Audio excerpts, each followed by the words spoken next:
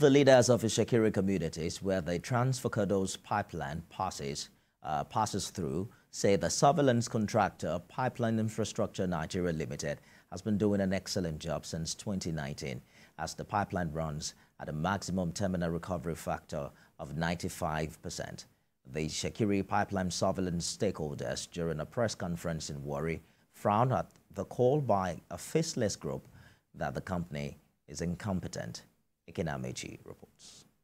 According to these Itsekiri pipeline surveillance stakeholders, the maintenance and management job of the longest pipeline in Nigeria, the Trans-Forcados Pipeline, contracted to the Pipeline Infrastructure Nigeria Limited by the NNPCL, has been optimal.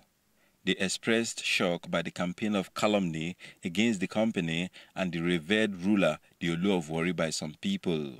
It went further to denigrate the sacred ancient throne of the Olu of Warri by maligning His Majesty Ogiame Atuashibito, CFR, the Olu of Warri, and a company he has vested his interest in, Pipeline Infrastructure Nigeria Limited, accusing them of incompetence in discharge of their duties.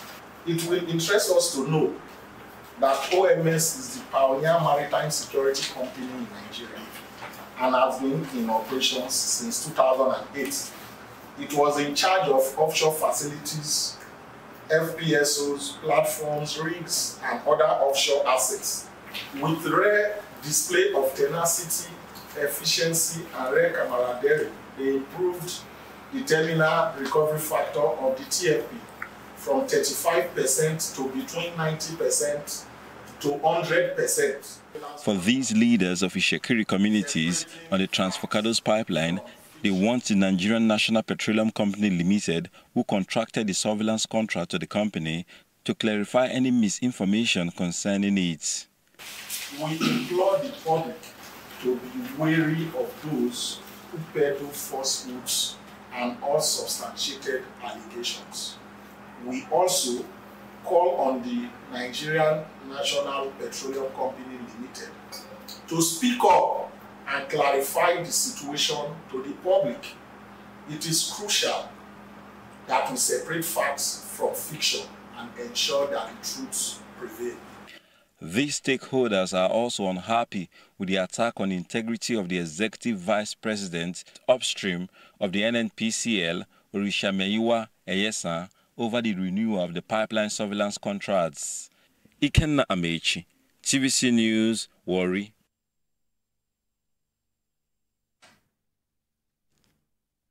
Well, I'm joined now by a representative of the Olu of Warri and liaison to NNPCL, Collins Orishatimeye-Dema, for more on this development. Particularly, what are your concerns? You have called the Niger Delta Forum for Truth and Justice a faceless group. They have raised concerns about ethnic bias in the renewal of pipeline surveillance contracts. Isn't there a level play field to investigate these accusations and leave it to, the authorities to decide? Well, good evening. I laughed, when I saw their first publication in January, because before Orishameyiwa came on board as the EVP offspring, there was an German there.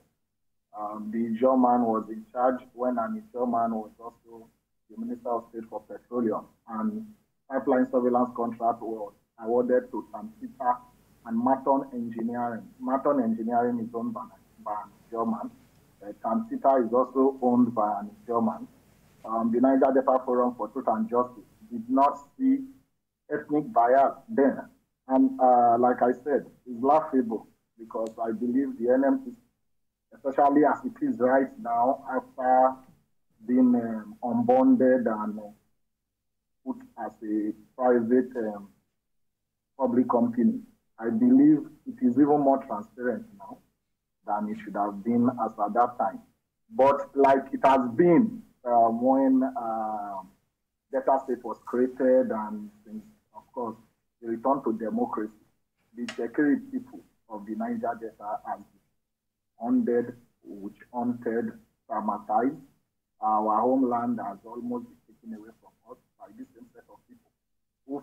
because we own huge chunk of crude oil and gas as the largest ethnic group with approximately 33% in Nigeria, which is above what Ecuador, Australia, and the Republic of Congo and produce. So I know the battle is about our oil. That is why they are after us. They are after our land. That's why they are also after any Itsekiri man that has grown either in the public sector or private sector. So it is not new to us, but we feel Nigerians should be aware that this is what is going on, and they should know that, especially the federal government, under the president. I hear you clearly, Mr. Idema. The NNPC Limited is yet to make any clarification like you have demanded. But if this surveillance contractor has done well, like you claim, there shouldn't be any concerns about whether or not its contract will be renewed. Do you agree? Of course, there shouldn't be concern. I'm not actually concerned, like I stated yesterday, about this. I'm more concerned about the smearing of one of the oldest thrones in Nigeria. The throne of the Oluwafori is actually the oldest in Delta State and one of the oldest in Nigeria. It's a natural throne, pre-colonial area. So the throne should be respected. The king has rights, every right like every other Nigerian under the constitution of Nigeria, to have his own business, to have vested interest in any company of his choice, and does his business legally. But blackmailing him, calling him names and all that is unacceptable to the Itsekiri people. All right. Representative of the Oluwafori and liaison to NNPCL, Colin Orisha Timaya Dema, thank you for talking to us on the news tonight.